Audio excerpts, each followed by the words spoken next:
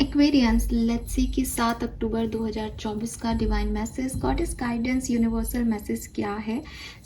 इतने खूबसूरत वाइब्रेशंस में फाइनली मैं आपके लिए रीडिंग कर रही हूँ 7 अक्टूबर 2024 के लिए। देखते हैं दुर्गा माँ का डिवाइन मैसेज आज आपके लिए क्या है। ये गाइडेंस आपकी किसी पर्टिकुलर सिचुएशन के लिए हो सकता है, और या फिर ये गाइडेंस हो सकता है जिस भी सिचुएशन से आज आपका आमना सामना होगा उस सिचुएशन में क्या सही है। ठीक है, तो लेट्स सी कि आपके लिए divine message, God is guidance क्या आते हैं 7 अक्टूबर 2024।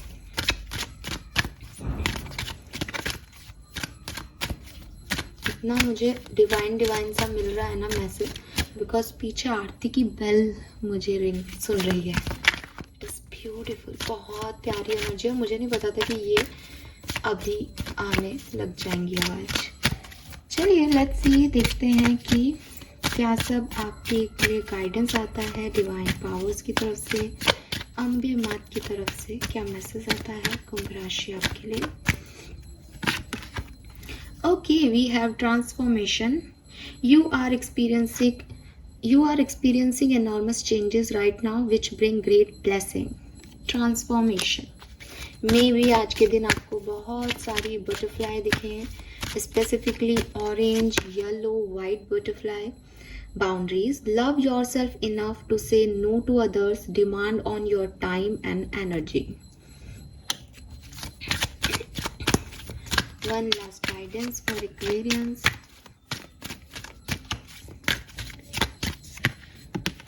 Divine passion. Wow. Be honest with yourself. What is your heart's true desire?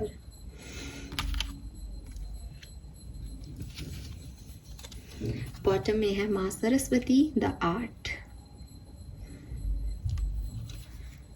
जो नंबर मुझे आज के दिन दिखाई देता है 7 अक्टूबर 2024 के लिए, वो है नंबर 8, नंबर 6, इंक्लूडिंग नंबर 68 जो कि एक एंजल नंबर होता है। 6 नंबर, 8 नंबर एंड 68 नंबर, ये सिग्निफिकेंट नंबर्स हो सकते हैं आज के लिए।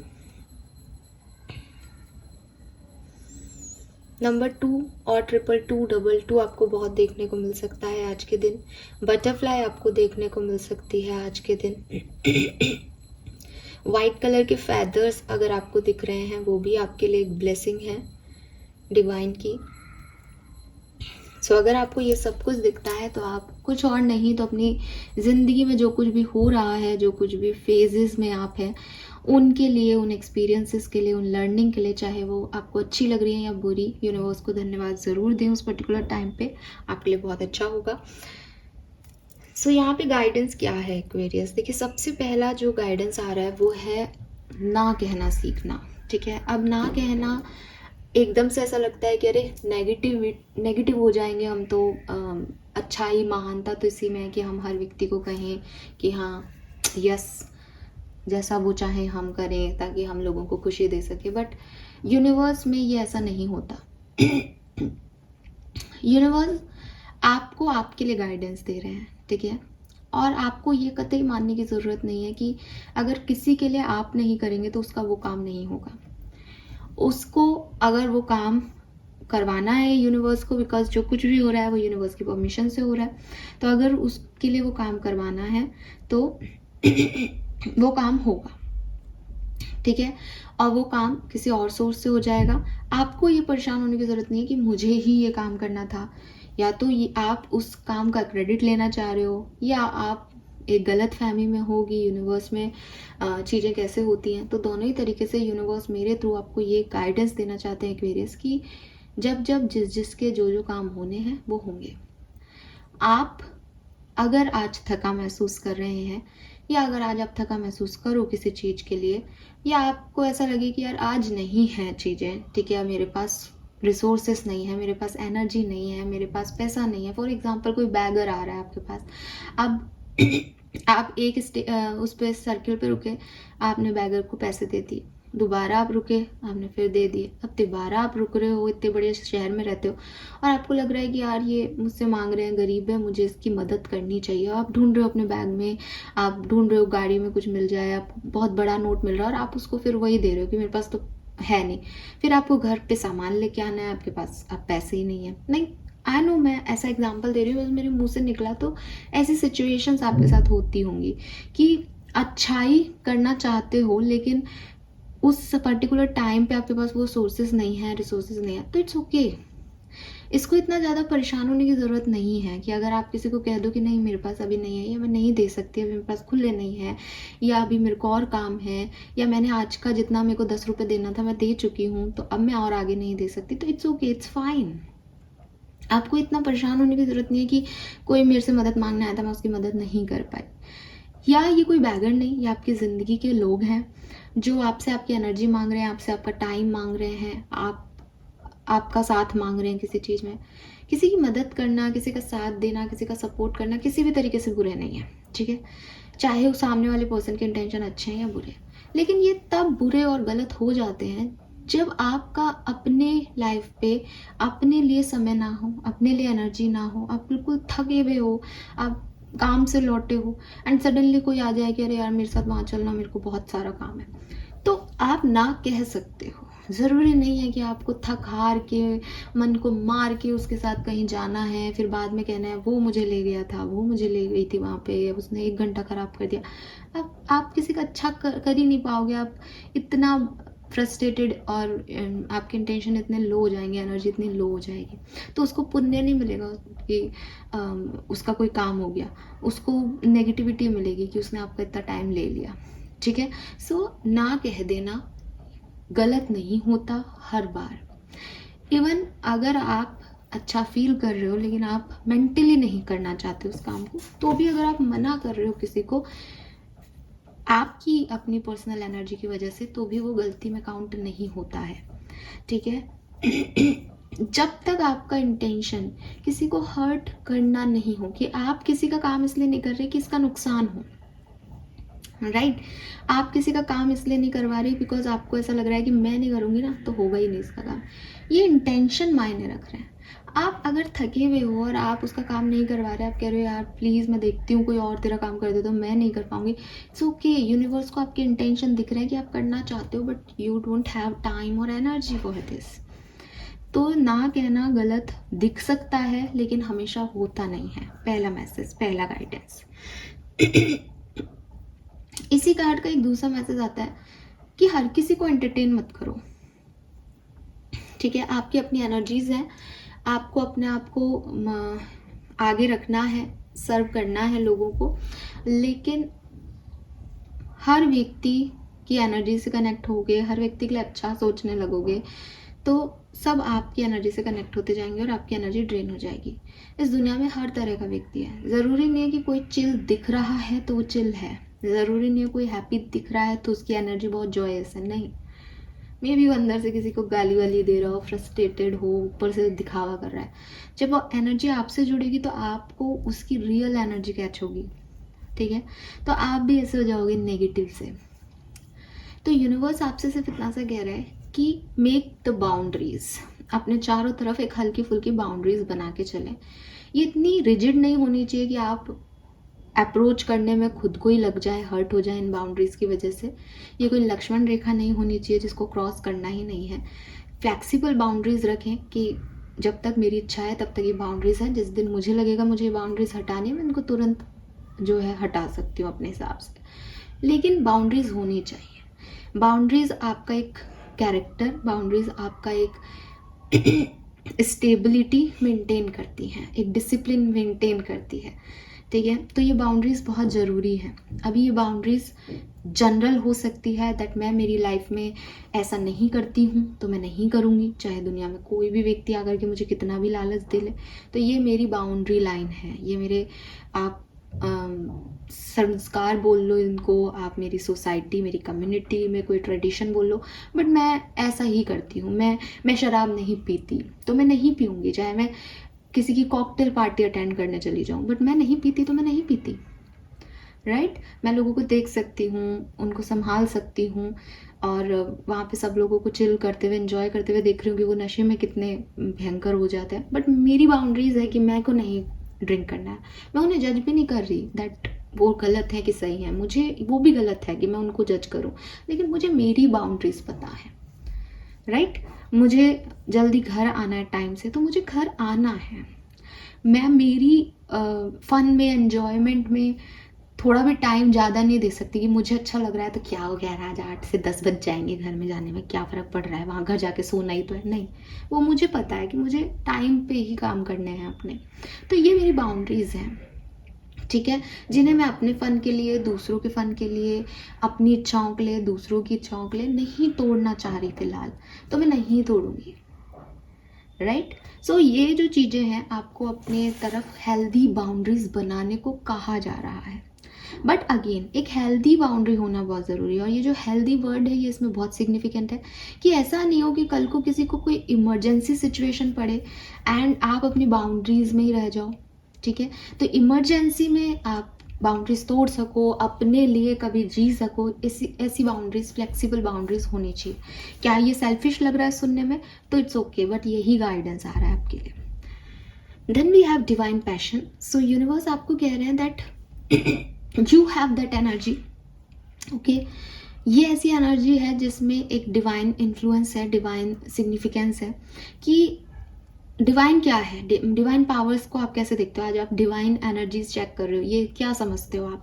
कि ऐसी एनर्जीज जो आपसे डायरेक्टली कनेक्टेड नहीं है लेकिन आपसे जुड़ी हुई हैं, वो आपको प्रोटेक्ट कर रही हैं, इसलिए वो आपको पहले से ही एनर्जी दे रही है कि देख ऐसा ऐसा करेगी तो ठीक रहेगा, या ऐसा करना है, ऐसे परेशान मत होना, ऐसी सिचुएशन आएगी तो वो आपको गाइड कर रहे हैं ना, यही है यूनिवर्स में, वो आपको गाइड कर रहे हैं।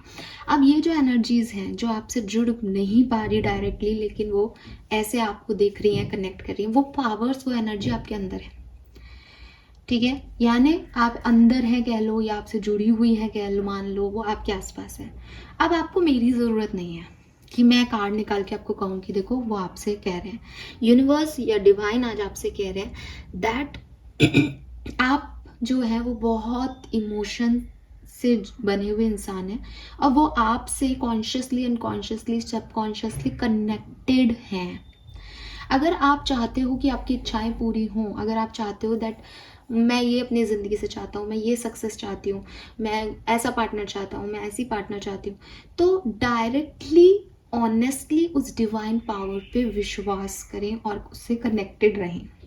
जहाँ आप डाउट करते हैं कि ये होता है क्या, मैनिफेस्टेशन कुछ होते हैं क्या, डिवाइन पावर क्या होता है, भगवान है ना हमारे, तो वो तो वहाँ पे बैठे हैं, वो इसकी कैसे सुन लेंगे, इन कार्ड्स में कैसे कह देंगे। ये जो आपके सवाल आते हैं मन में, या तो इन सवालों के जवाब देके खुद को सिक्योर करने की कोशिश करो कि जब आप पढ़ोगे तो आप इस बात को, जिस भी आप जो भी धर्म के हो, आप अपनी किताबें पढ़ोगे उठा करके।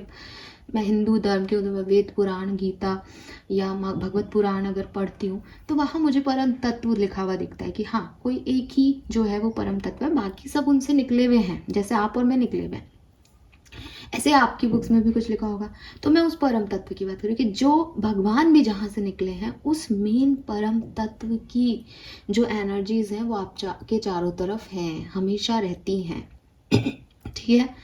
ऐसे ही नहीं, प्रहलाद के लिए, प्रहलाद की कहानी को तो हम सच्चा मानते हैं, कई लोग राम को तो जूता कह देते हैं, प्रहलाद जी तो हुए थे ना, तो ऐसे नहीं खंबे में से भगवान निकल के आ गए थे, क्योंकि कण कण में भगवान है, कण कण में राम है, ऐसी वाली सोच हम रखते हैं कि वो देख रहे हैं हमें वो नहीं दिख रहे, पर वो हमें देख रहे हैं, वो हमसे जुड़े हुए हैं।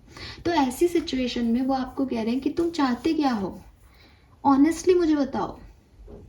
अब ये मैसेज जो है वो यहाँ पे इसलिए आ सकता है कि मे बी आप कुछ मैनिपुलेट कर रहे हो अपनी एनर्जीज में। आपको लग रहा है कि मैं एक बड़ा सा घर चाहता हूँ, लेकिन आप उस घर के लिए मेहनत तो नहीं कर रहे, बस आप कभी कभी भगवान को दो, भगवान मुझे घर दे दो, तो चमत्कार कोई प्रिंसेस तो आएगा नहीं, आजकल ज़मीन भी लेनी पड़ती है। मान लो आपका कोई घर बन के आ भी जाए तो आसमान से पृथ्वी पे रखा कहाँ जाएगा इतना आलीशान बंगला, तो मेहनत उसके लिए करनी पड़ेगी ना।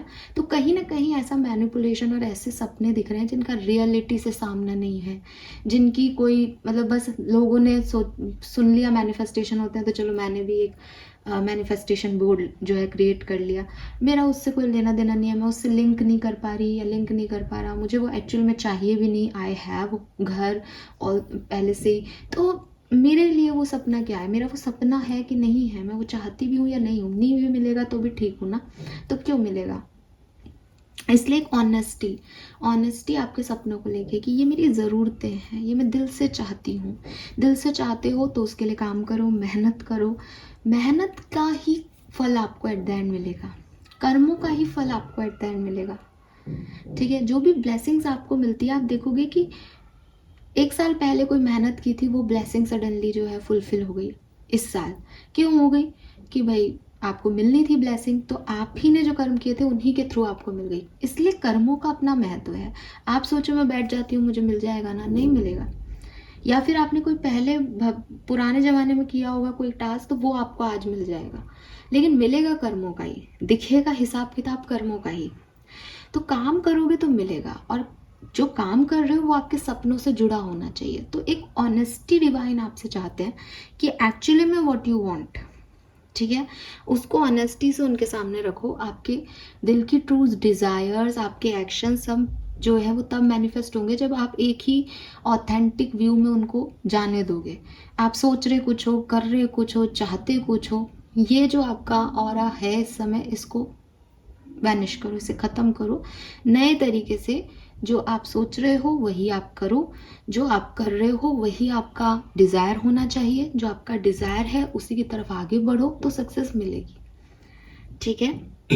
बिकॉज आप में वो डिवाइन पैशन नज़र आना चाहिए कि आप महसूस करते हो कि कोई है एनर्जी जो मुझे ये देगी, तो मैं बस प्रयास कर रही हूँ कि किसी ने एक यज्ञ किया, हवन किया, बारिश हो जाए, और अगले दिन सुबह सब बारिश बारिश करते हुए आसमान को देख रहे हैं, बस एक बच्ची छतरी लेके पहुंची है कि बारिश होगी। भाई मांगा है तो होगी ना, डिवाइन पे विश्वास भी तो करो।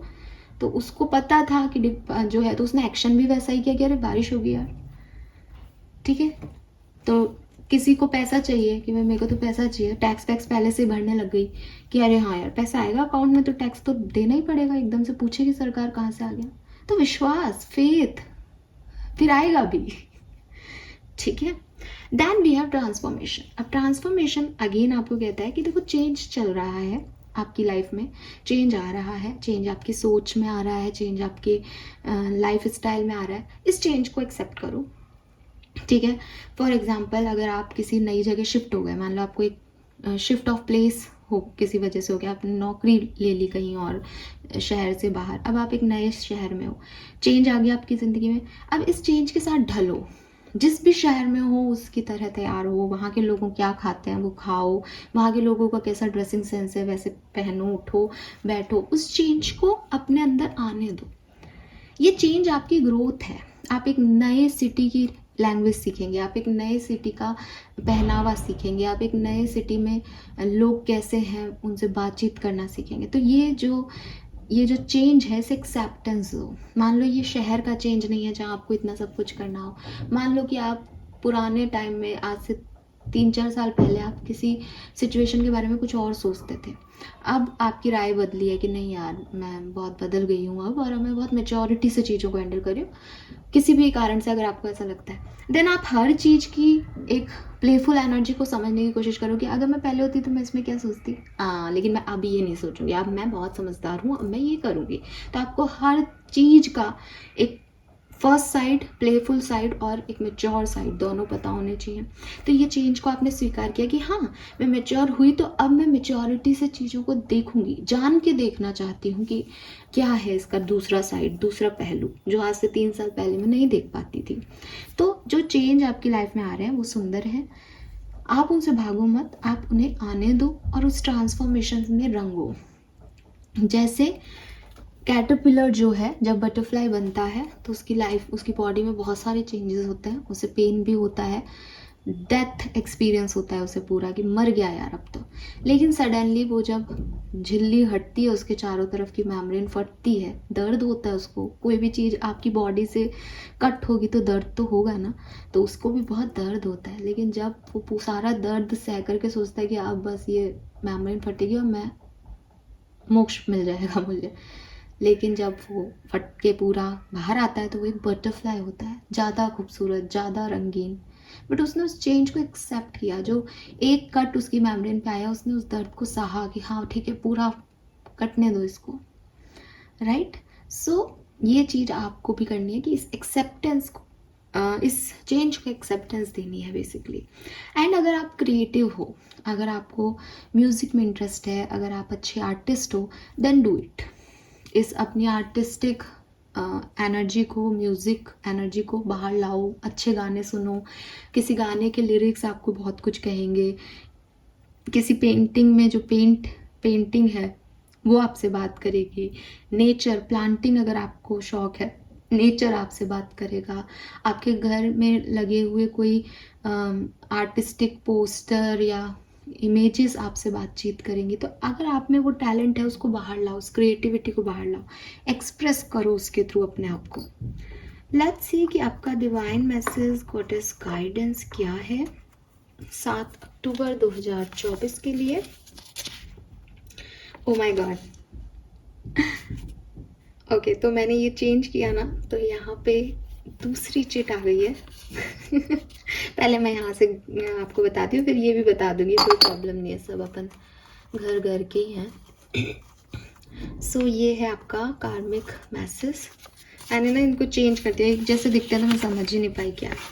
डोनेट योर क्लोथ्स, तो आपको कहा जा रहा है कि आप अपने पुराने कपड़े जो हैं वो डोनेट करें, ठीक है, तो आपके लिए अच्छा रहेगा। एंड इस चिट में क्या है, ये हो गई आपकी रीडिंग कंप्लीट, होप कि आपसे रेजोनेट होगी।